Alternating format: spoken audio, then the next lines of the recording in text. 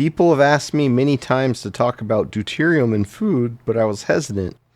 The first reason was that I was not sure how much it mattered, though it is very clear that deuterium is hard for the mitochondria to deal with.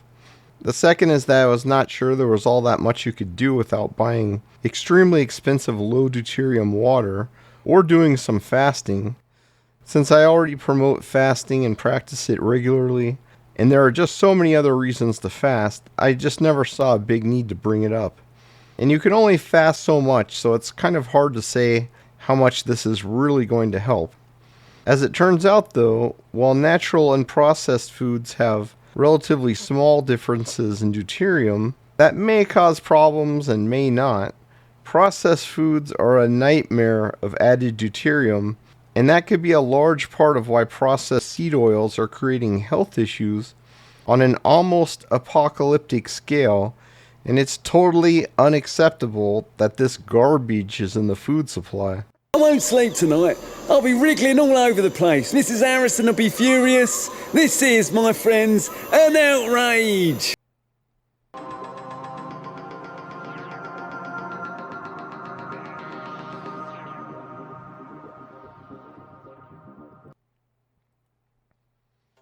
Deuterium is a form of hydrogen that has a neutron in its nucleus. It's common for slightly different isotopes of various elements to be around us and in our bodies, but when you add an extra neutron to iron, for example, it changes its chemical properties very little. When you add an extra neutron to hydrogen, it dramatically increases the mass of the molecule, and this causes big problems, especially in the mitochondria. When the full oxidative phosphorylation process in cellular metabolism is completed, the end result is deuterium-depleted water.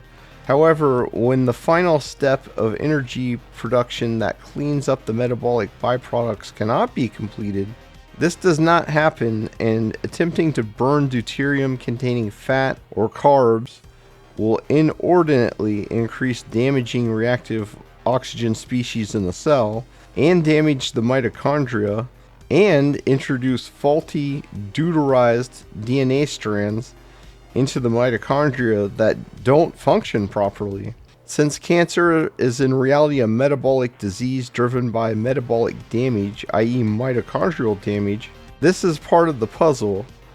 However, your body does have mechanisms to account for this, and all water and food does have some deuterium in it.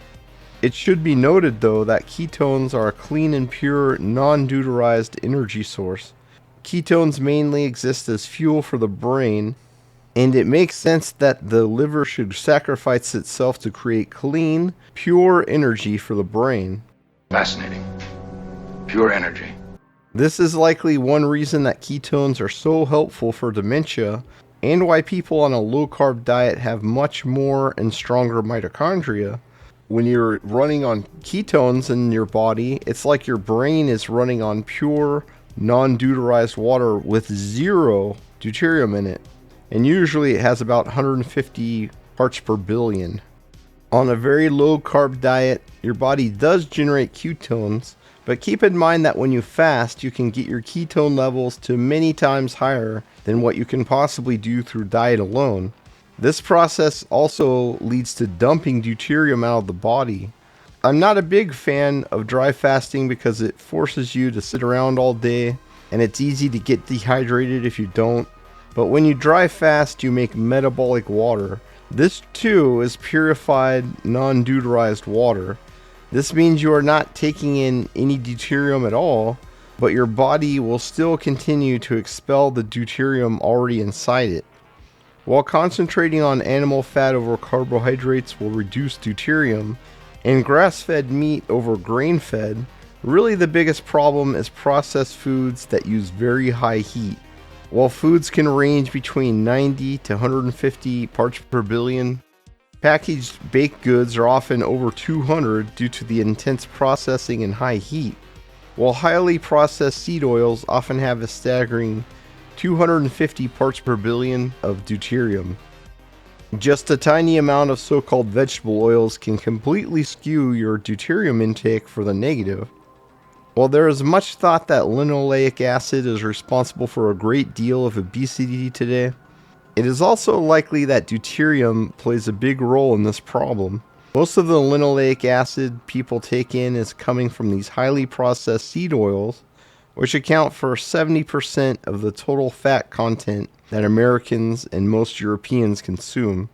It would be interesting to see experiments where lard with high linoleic acid content is compared to seed oils, but I haven't seen anything like that to date.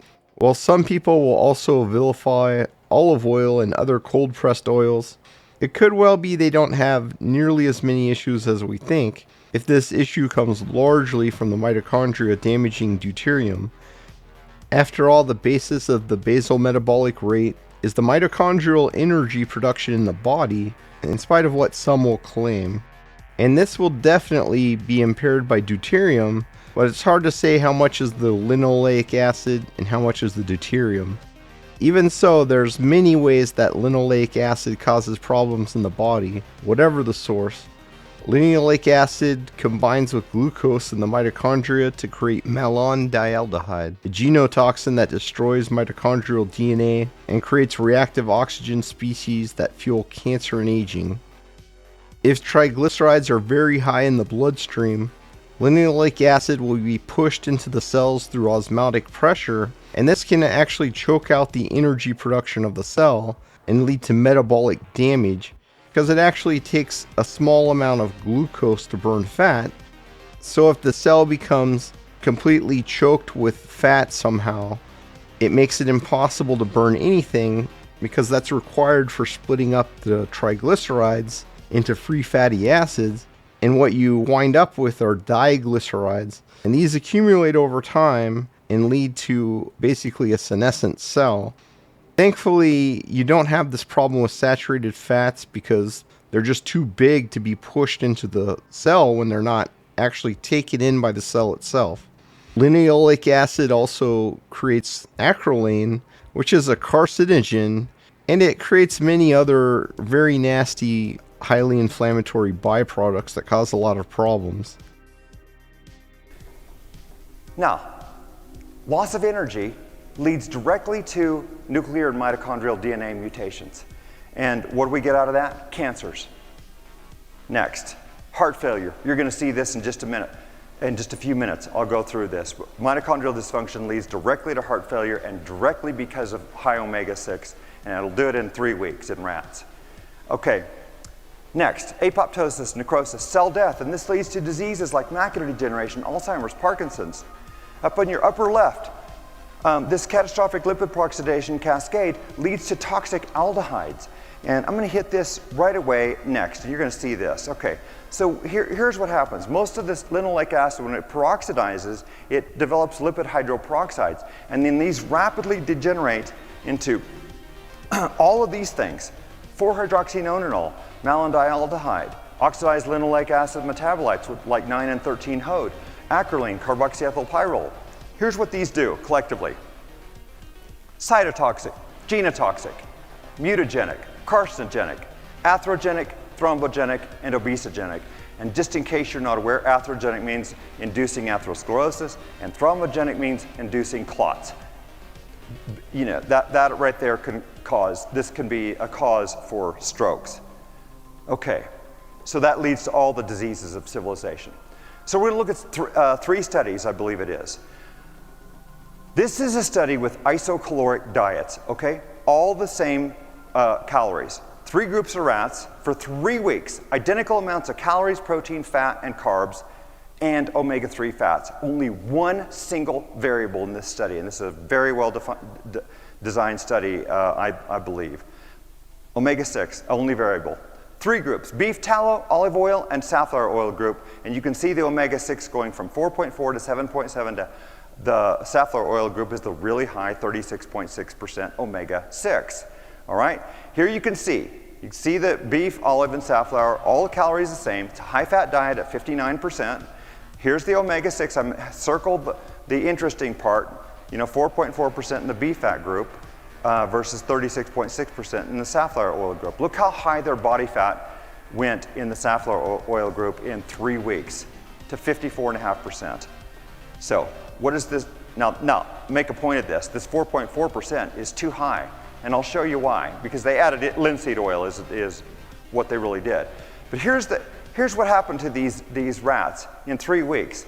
Now they all gained weight, but relative to the beef fat group, the olive oil group gained 9.6% more weight, which is 14.8 pounds human equivalent. The safflower oil group gained 15.6%, or 24 pounds human equivalent more, right? How's this possible? They're on the same calories. They're all consuming the same calories, right? Okay, now I had a problem with this, because why did the beef fat gain weight? Here's why. Now, if you look on the far left of this, that group wasn't included, which would have been beef fat only, the one without linseed oil. They put linseed oil in here to try to give them omega-3. Well, they didn't need to do that with beef fat. It already has it. So we don't know. That group would have been 1.4% linoleic acid, but we don't know what that would have happened there. The group that's next in the blue, the beef fat plus the linseed oil, that's 4.4% omega-6, and look how much weight they gained, 27.6% more than where they were initially. The olive oil group was 7.7% omega-6, and they gained 37.2% more than what they weighed initially. And then look at the safflower oil group gained 43.2% more than their initial weight. That is 66.5 pounds human equivalent for a man in 3 weeks. And the only difference is the omega-6. They all consume the same calories. Okay, here's a study about heart failure. It's very simple, very simple. Just 2 groups. A high PUFA group that got normal lab chow with 20% sunflower oil. That's less omega-6 than what Americans are consuming today on average. Then there's a low PUFA group that got normal lab chow. 4 weeks, this study. Look what happens. In 4 weeks, the group that got the sunflower oil, they have 32% reduction in their cardiac output at high afterloads, which means they're at systolic blood pressure, which is like 138. In 4 weeks of feeding, these rats have heart failure. And speaking of aldehydes, processed seed oil is just full of them, a lot of them. About 5% of processed oils are contaminants like aldehydes, which are simply not meant to be in the human body, and which in nature we'd only experience in very tiny amounts. These directly damage the liver, and the amount you want in your diet is 0. Hexane, a virulent carcinogen, is used to process these oils because it's a powerful solvent that dissolves impurities in solids and lets the oils kind of flow out.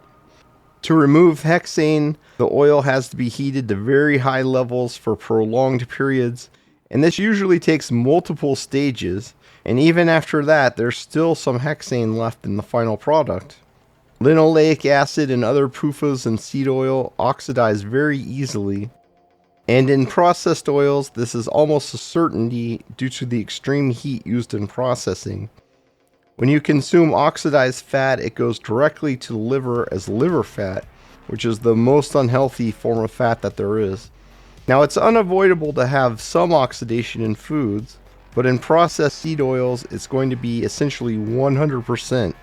And liver fat is really what drives metabolic diseases like type 2 diabetes, which in turn drives heart disease and cancer. It's the heat that causes deuterium increase during processing. Heat makes molecules more reactive, and the more they get tossed around, the more likely it is they will interact with neutron-containing molecules and pick up a bad passenger. Yeah, right, I'm going to stop for you in this dark wood. I don't think so. Let's have the radio.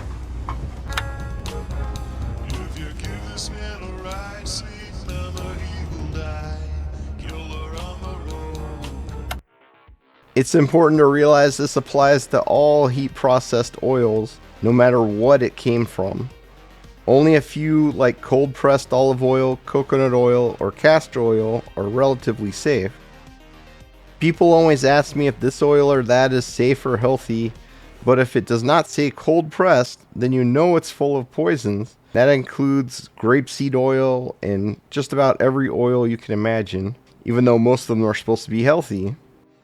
And that's even if you discount the linoleic acid, which can be quite high in most oils.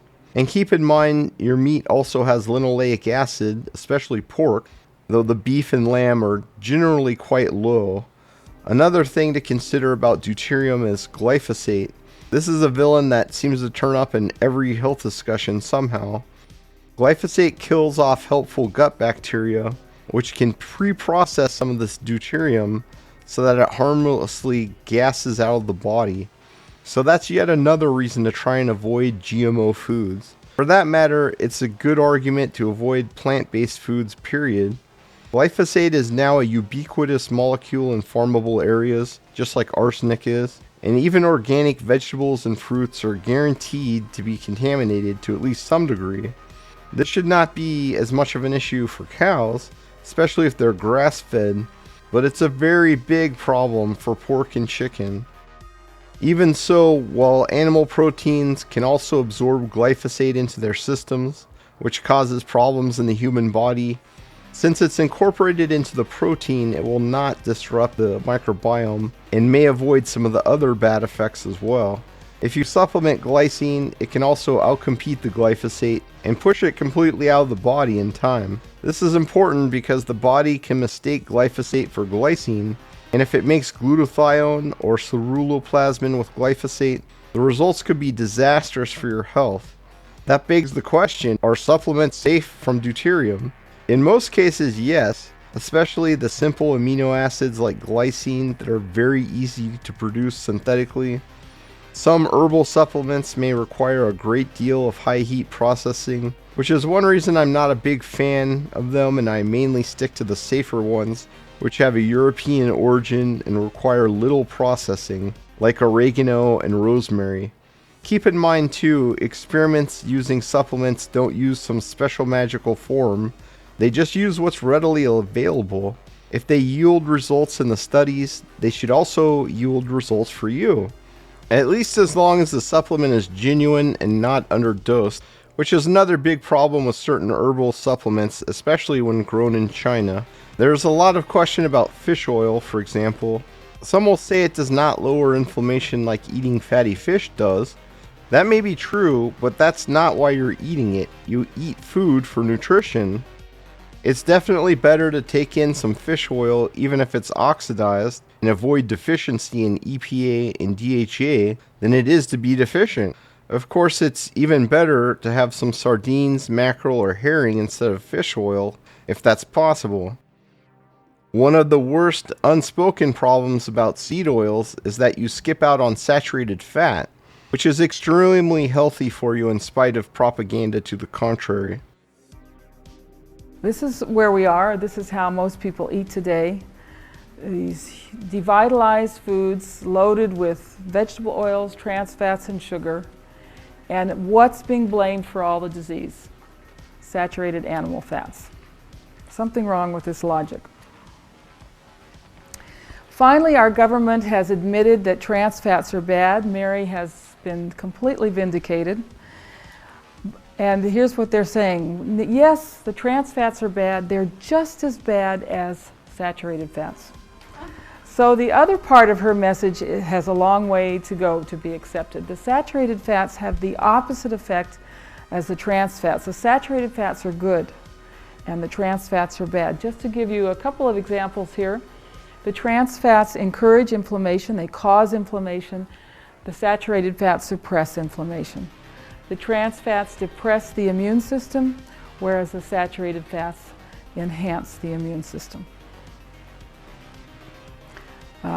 We now know, we have lots of good science about saturated fats, and to demonize saturated fats is not just bad policy, it's actually unscientific. We need saturated fats in our cell membranes. They contribute to strong bones. They actually protect against heart disease and support heart function. Saturated fats protect the liver from alcohol and other poisons, poisons in Tylenol and drugs and so forth. The lungs cannot function without saturated fats, and this is why we have several studies on this. Children who get full-fat milk and butter have much less asthma than children fed low-fat milk and margarine. The kidneys require saturated fats to function, the immune system. The essential fatty acids need saturated fats to function, and saturated fats are actually part of the body's detoxification mechanism. And then we have the special types of saturated fats that we get in coconut oil, the short and medium chain fatty acids, which of course coconut oil has been forced out of the food supply and accused of causing heart disease. But the types of fats in coconut oil actually give the metabolism a boost. They raise the body temperature, they give you energy. They're never stored as fat, and so they're the perfect fat for weight loss. They support the immune system, and they're involved in intercellular communication, so they help prevent cancer. All cancer patients should be on coconut oil. And finally, they have these antimicrobial components in them that kill pathogens, including candida in the gut. And recent research in which Mary Enig was involved showed that the types of fats in coconut oil are the ideal treatment for the antibiotic-resistant Staph aureus, which is killing so many people in our hospitals.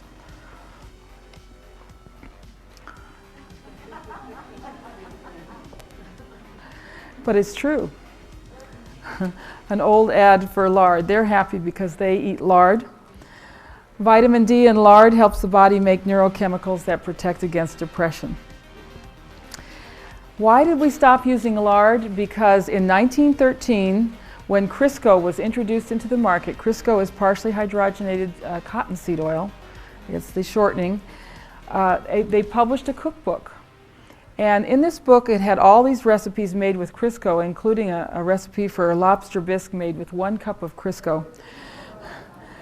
And in the introduction, they basically said, and this book was aimed at women, at housewives, that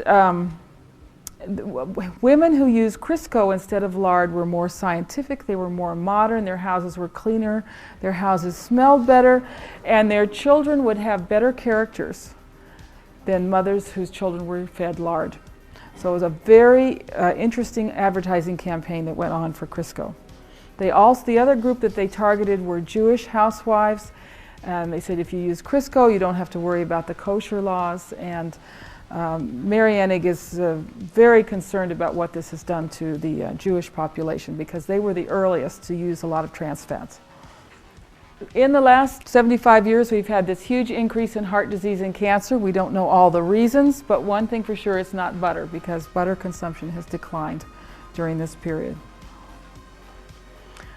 There are very few studies that have actually looked at diet, but one of them was published in 1965, and it looked at high-risk patients. These were people who had already had a heart attack. They were divided into 3 groups.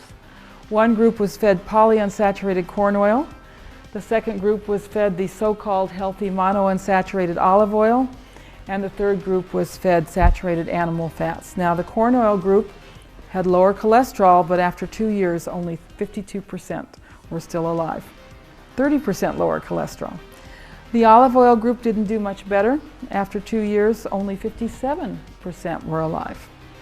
And these are high-risk patients now. The animal fat group had the best outcome of 75% alive after 2 years. If all this weren't enough, perhaps the most serious problem caused by seed oils like soybean and canola is deficiency.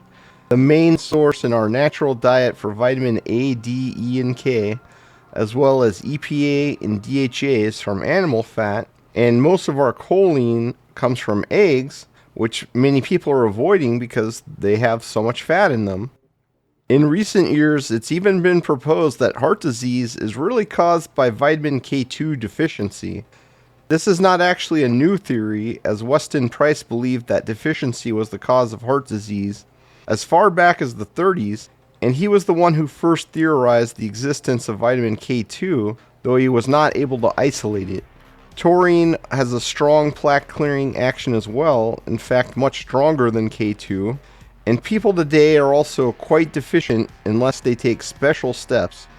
When you consume oils, you get none of these vital nutrients.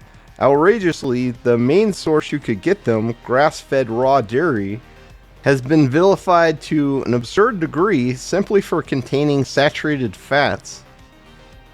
Ironically, the stearic acid in dairy is also the healthiest dietary fat possible, and it has been shown in many experiments to have benefits for mitochondria and your basal metabolic rate, which makes sense because that's driven by your mitochondria. That's right, butter and full-fat milk make you skinnier. The fake food industry is in control of our scientific and governmental establishments, and even the organic foods are not safe and are often irradiated or covered in toxic wax coatings like appeal.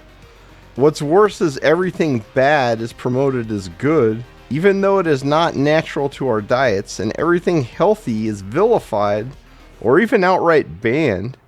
And on top of that, some states are working hard to get rid of their farms completely, especially all the small farms that are the only ones today that have any healthy food left anymore. I wish I had better news, but sometimes that's just the way it is. I don't like to end on a down note. Here's a song. Turn around. Every now and then I get a little bit lonely and you're never coming round. Turn around, bright eyes. Every now and then I fall apart.